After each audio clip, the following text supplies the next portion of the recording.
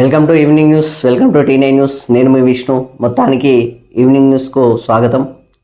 ఈ యొక్క evening news ఈరోజు జరిగిన సంఘటనలు, ఈరోజు జరిగిన వార్తలు ఎలా ఉన్నాయో ఒకసారి తెలుసుకునే ప్రయత్నం చేద్దాం రండి. Welcome to evening news. న్యూస్లోకి వెళ్దాం రండి. ఆంధ్రప్రభ స్మార్ట్ ఎడిషన్ చూద్దాం. సో ఈవినింగ్ న్యూస్లో మొత్తానికి ఎలా ఉందో ఒకసారి అయితే చూద్దాం. సో మొత్తానికి సాగర్జీ జీవితం అందరికీ ఆదర్శం అని చెప్పేసి ఉనికి పుస్తకావిష్కరణలో సీఎం రేవంత్ రెడ్డి అని చెప్పేసి ఇక్కడ వార్త.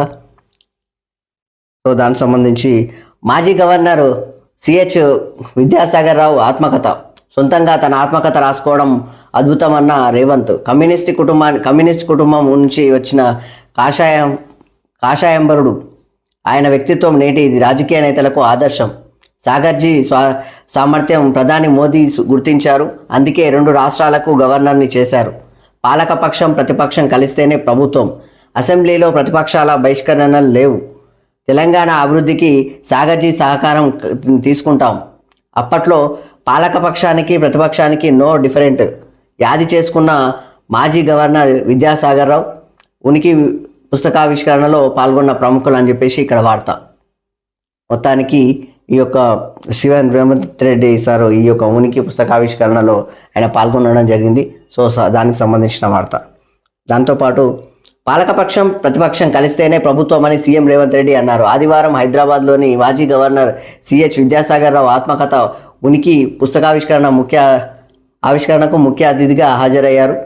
ఈ సందర్భంగా మాట్లాడుతూ ఇటీవల అసెంబ్లీ సమావేశాలు తాము ప్రతిపక్ష సభ్యులను సభ నుంచి బహిష్కరించలేదని, 13 నెలల కాలంలో ఇదే చూస్తున్నామని అన్నారు. విద్యాసాగర్ రావు మొదలుపెట్టిన గోదావరి జిల్లాల వినియోగం ఆలోచన సంపూర్ణం కాలేదని, ఉనికి పుస్తకావిష్కరణకు హాజరైన వేదికపై ఉన్న పెద్దలందరినీ కలవడం సంతోషంగా ఉందన్నారు. రాష్ట్ర అభివృద్ధిలో సాగర్జీ సహకారం కావాలని రేవంత్ కోరారు అని చెప్పేసి ఇక్కడ వార్త.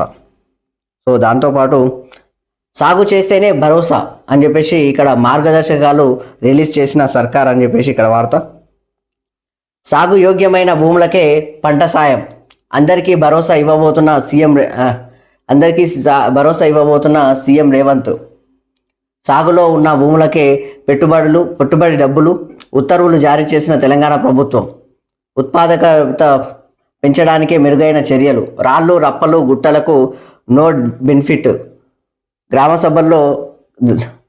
సభలోనే కాస్తు వివరాలు నిర్ధారణ. ఈ నెల 26 నుంచి రైతుల అకౌంట్లలో జమ. ఎకరాకు 12,000 2 విడతలుగా అందజేత అని చెప్పేసి ఇక్కడ వార్త. మొత్తానికైతే ఇది వార్త. చూడండి, బీఆర్ఎస్ సాయంలో రైతులకు పెట్టుబడి సాయం అందించేందుకు అప్పటి సీఎం కేసీఆర్ రైతు బంధు పథకాన్ని తీసుకొచ్చారు. ఎకరానికి 5,000 చొప్పున ప్రతి ఏడాదికి 10,000 ఇచ్చేవారు. అయితే తాము అధికారంలోకి వస్తే ఎకరానికి 15,000 పంట పెట్టుబడి సాయం అందిస్తామని కాంగ్రెస్ పార్టీ తమ మేనిఫెస్టోలో ప్రకటించింది. ప్రస్తుతం రాష్ట్రంలో కాంగ్రెస్ అధికారంలోకి ఉండడంతో రైతు బంధు పేరుతో కాకుండా రైతు భరోసాగా పంట పెట్టుబడి సాయం అందిస్తామని చెప్పేసి ప్రభుత్వం ప్రకటించింది. అయితే ఎకరానికి 15,000 కాకుండా 12,000 సాయం అందించాలని సీఎం రేవంత్ రెడ్డి నిర్ణయం తీసుకున్నారు అని చెప్పేసి. దాంతోపాటు అంతేకాకుండా అప్పట్లో ఫండ్స్ దుర్వినియోగం చేశారని, సాగుకు యోగ్యం కాని భూములకు రైతు బంధు ఇచ్చారని కాంగ్రెస్ సర్కార్ ఆక్షేపిస్తుంది. దాంతోపాటు అందుకని సాగుకు యోగ్యం కాని భూములకు కంటే రాళ్ళు రప్పలు గుట్టలు, రోడ్ల నిర్మాణం కోల్పోయిన భూములకు, మైనింగ్ చేస్తున్న భూములు, నాలా కన్వెన్షన్స్ అయిన భూములు, రియల్ వెంచర్లు చేసిన భూములు, పరిశ్రమలకు తీసుకున్న భూములు, రైతుల నుంచి ప్రభుత్వం సేకరించిన భూములకు రైతు భరోసా వర్తించదని సీఎం రేవంత్ రెడ్డి తెలిపారు. ఈ మేరకు ప్రభుత్వ మార్గదర్శకాలను రిలీజ్ చేసిందని చెప్పేసి ఇక్కడ వార్త. మొత్తానికైతే అప్పుడు ఈ యొక్క ప్రభుత్వ నిధులు మొత్తం దుర్వినియోగమైనవి. ఒక రకంగా చెప్పాలంటే ఈ యొక్క రియల్ ఎస్టేట్ వెంచర్లకు కానీ దాదాపు రాళ్ళు రప్పలు ఉన్న దానికి, కొండ ప్రాంతాలకు, లేకపోతే రోడ్లకు, ఈ యొక్క అంటే ఇక పెట్రోల్ బంకులకు, అలాంటి పొజిషన్లు, ఈ యొక్క ఫంక్షన్ హాల్లకు, అలాంటి దాంట్లో కూడా ఇవ్వడం జరిగింది. సో ప్రభుత్వం సేకరించిన భూములకు కూడా రైతు భరోసా ఇవ్వడం జరిగింది అప్పట్లో, రైతు బంధు. సో వాటి వల్ల ఇక ఆసాములు కూడా బాగా గట్టిగా తిన్నారు. సో ఆ విధంగా ఇప్పుడు పంటలు పండించేటోళ్లకు రైతులకు మాత్రమే రైతు భరోసా అందాలని చెప్పేసి ఇక్కడ సీఎం రేవంత్ రెడ్డి దానికి సంబంధించిన మార్గదర్శకాలను ప్రభుత్వం రిలీజ్ చేసింది. సో దానికి సంబంధించిన వార్త. దాంతోపాటు స్పేడెక్స్ షేక్ హ్యాండ్ అని చెప్పేసి ఇక్కడ వార్త. SpaDeX shake hand. 3 మీటర్ల చేరువలో ఉపగ్రహాలు, ఆ వెంటనే మళ్ళీ సురక్షితంగా వెనక్కి. డేటా విశ్లేషిస్తున్న ఇస్రో శాస్త్రవేత్తలు శాటిలైట్లలో అన్ని వ్యవస్థలు సక్రమం, సెన్సార్ల పనితీరు పరిశీలిస్తున్నట్టు వెల్లడి. డాకింగ్ ప్రక్రియలో మరింత కీలక పరిణామం. స్టన్నింగ్ ఫోటోలు తీసుకుంటున్న చేజర్ టార్గెట్ అని చెప్పేసి ఎక్స్ వేదికగా వివరాలు తెలిపిన ఇస్రో అధికారులు అని చెప్పేసి ఇక్కడ వార్త. మొత్తానికి షేక్ హ్యాండ్ ఇస్తుంది. సో దగ్గరికి వెళ్ళిందంట 3 మీటర్ల దూరంలోనే. సో దానికి సంబంధించిన వార్త. ఉపగ్రహాలను 3 మీటర్ల దూరంలోనే ఉన్నాయి. D4 కాలువకు గండి, జలదిగ్బంధంలో మన్నెంపల్లి గ్రామం అని చెప్పేసి ఇక్కడ ఇండ్లను ముంచెత్తిన నీళ్లు, వాగులను తలపిస్తున్న రహదారులు, బియ్యం సరుకులన్నీ నీటిపాలు. తరచుగా ఇలాంటి ఘటనలే జరుగుతున్నాయంట. సో పట్టించుకోని అధికారులు, ఆందోళన వ్యక్తం చేస్తున్న గ్రామస్తులు అని చెప్పేసి ఇక్కడ వార్త. సో దీని మీద అధికారులు కూడా వెంటనే స్పందించి తొందర వీటిని ఇబ్బంది జరగకుండా చూసేటట్టు చూడాలి. పండుగ పూట ఇదో లొల్లి చూడండి మళ్ళీ. సో దానికి సంబంధించిన వార్త. మహాధర్నాకు నో పర్మిషన్, అనుమతి ఇవ్వని పోలీసులు. బీఆర్ఎస్ ఆఫీస్పై కాంగ్రెస్ దాడికి నిరసన. మహాధర్నాకు పిలుపునిచ్చిన లీడర్లు, ముందస్తుగా పార్టీ నేతల హౌస్ అరెస్టు, ప్రతిపక్షాలను అణచివేయడం అప్రజాస్వామికమన్న హరీష్ రావు అని చెప్పేసి ఇక్కడ వార్త. మొత్తానికైతే దాడి జరిగిండే కదా. సో దానికి సంబంధించిన లెక్కల ఈ యొక్క నిరసనకు, దాంతోపాటు ఆందోళనకు ఒక రకంగా అనుమతి ఇవ్వలేదు అన్నట్టు. నో పర్మిషన్, మహాధర్నాకు నో పర్మిషన్ అన్నట్టు. సో దానికి సంబంధించిన వార్త. దాంతోపాటు ఛత్తీస్గఢ్లో ఎన్కౌంటర్, 4 మావోయిస్టుల మృతి. బీజాపూర్ జిల్లాలో బలగాలు నక్సల్స్ మధ్య ఎదురుకాల్పులు. పెద్ద ఎత్తున ఆయుధాల స్వాధీనం. నారాయణపూర్ జిల్లాలో మావోయిస్టుల డంపు లభ్యం అని చెప్పేసి ఇక్కడ వార్త.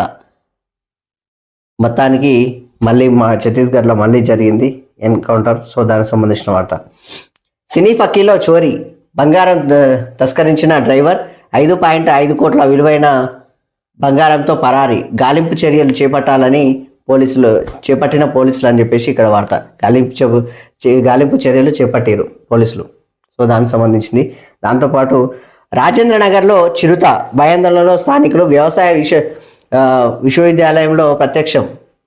చిరుతను గుర్తించిన మార్కింగ్ వాకర్స్ అని చెప్పేసి ఇక్కడ వార్త. అయితే రాజేంద్ర నగర్ ఈయనే మన వ్యవసాయ విశ్వవిద్యాలయంలో ప్రత్యక్షమైందన్నట్టు. మొత్తానికి అయితే ఆడ కనిపించిందంట. దానికి సంబంధించింది వార్త. మొత్తానికి చిరుత అక్కడికి వచ్చేసింది. ఏజీ కాలేజ్ అని అంటారు. సో దానికి సంబంధించింది అక్కడ వచ్చేసినాయి అన్నట్టు. మనుషుల మెషిన్లా 90 గంటలు పని ఎలా సాధ్యం అని చెప్పేసి ఇక్కడ వార్త. క్వాంటిటీ కన్నా క్వాలిటీ ముఖ్యం, ఎన్ని గంటలు పనిచేసామన్నది కాదు. ఆనంద్ మహీంద్ర సంచలన కామెంట్స్. 90 గంటల వరకు విధానం సరికాదని వెల్లడి. వికసిత్ భారత్ యంగ్ లీడర్స్ సదస్సులో చర్చ. 100 గంటలు పని, బాత్రూంలోనే ఏచేదాన్ని అని చెప్పేసి గుర్తు చేసుకున్న ఓ కంపెనీ CEO రాధికా గుప్తా. సండేని సన్ డ్యూటీగా మార్చేస్తారా ఏంటి అని మెంటల్ హెల్త్ మ్యాటర్స్తో పేరుతో దీపికా పదుకొనే ట్వీట్ అని చెప్పేసి సోషల్ మీడియాలో వేదికగా వైరల్ అవుతున్న కామెంట్స్ అని చెప్పేసి ఇక్కడ వార్త. సో దానికి సంబంధించింది. మొత్తానికైతే బీఆర్ఎస్ ధర్నాకు నో పర్మిషన్ అని చెప్పేసి ఇక్కడ. దాంతోపాటు D4 కాలువకు గండి, జలదిగ్బంధంలో మన్నెంపల్లి అని చెప్పేసి ఇక్కడ. దాంతోపాటు ఆదర్శప్రాయుడు వివేకానంద, పెద్దపల్లి ఎమ్మెల్యే విజయరమణరావు అని చెప్పేసి ఇక్కడ మొత్తానికి వారు చూసుకోవచ్చు. దాంతోపాటు సాంప్రదాయాలను కాపాడుకోవాలని చెప్పేసి సిద్దిపేట ఎమ్మెల్యే హరీష్ రావు అంటున్నాడు. సో సంక్రాంతి పండుగ ముగ్గుల పోటీలో పాల్గొన్నట్టున్నారు. సో దానికి సంబంధించింది. మొత్తానికి ఇది వార్త. మొత్తానికి ఈరోజు వార్తలు ఇలా ఉన్నాయి. ఇది మొత్తానికి ఈవినింగ్ న్యూస్. ఓకే, మొత్తానికి ఈరోజు smart edition, Andhraprabha smart edition చూసాం. మొత్తానికి ఈవినింగ్ న్యూస్ ఇలా ఉంది. సో చూస్తూనే ఉండండి టీనే న్యూస్. అలాగే ప్రతి ఒక్కరూ మా ఛానల్ని సబ్స్క్రైబ్ చేసుకొని మరింత మమ్మల్ని సపోర్ట్ చేయగలరని రిక్వెస్ట్ చేస్తూ నేను మీ Vishnu. Thank you very much.